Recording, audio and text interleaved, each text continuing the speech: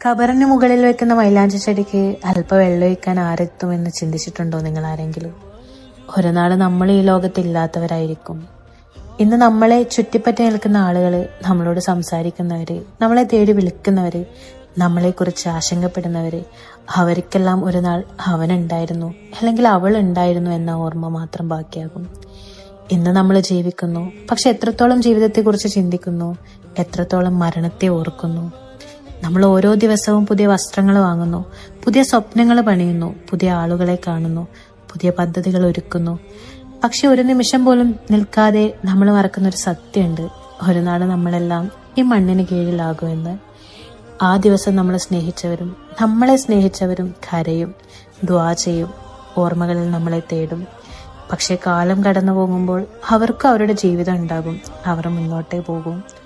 നമ്മൾ മാത്രം ഒരു ചെറു ഖബറിനുള്ളില് നമ്മളെ അമലുകളോടൊപ്പം ഒറ്റയ്ക്കായിരിക്കും.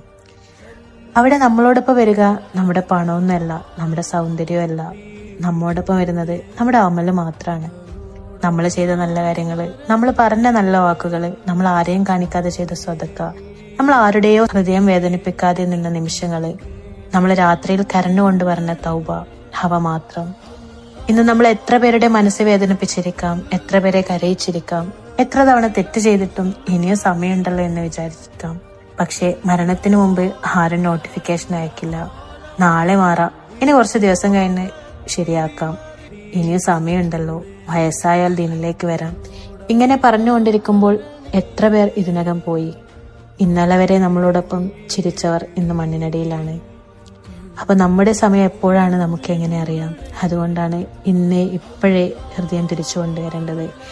കാരണം ഖബറിൽ കിടക്കുമ്പോൾ അവിടെ വേണ്ടത് റഹ്മത്താണ്, മഗ്ഫിറത്താണ്, അള്ളാഹുവിന്റെ കരുണയാണ്. അതുകൊണ്ട് ഇന്നും നമുക്ക് സമയമുണ്ടെങ്കിൽ ഒരാൾക്ക് മാപ്പ് കൊടുക്കാം, ഒരാളോട് മാപ്പ് ചോദിക്കാം, പറ്റുന്ന സദക്ക കൊടുക്കാം. കാരണം ചിലപ്പോൾ ചെറിയൊരു നന്മ തന്നെയാകും ഖബറിൽ നമ്മൾക്ക് വെളിച്ചമാകുന്നത്. ഒരു നാള് നമ്മുടെ ഖബറിന് മുകളിൽ ഒരു മൈലാഞ്ചി ചെടി വെക്കപ്പെട്ടേക്കാം. പക്ഷെ അതിനൊരു തുള്ളി വെള്ളമൊഴിക്കാൻ ആര് വരും? ആരും വരാതിരിക്കാം. പക്ഷെ നമ്മൾ ഇന്ന് ചെയ്ത നല്ല അമലുകൾ അവിടെ നമ്മളെ ഒരിക്കലും ഒറ്റപ്പെടുത്തില്ല.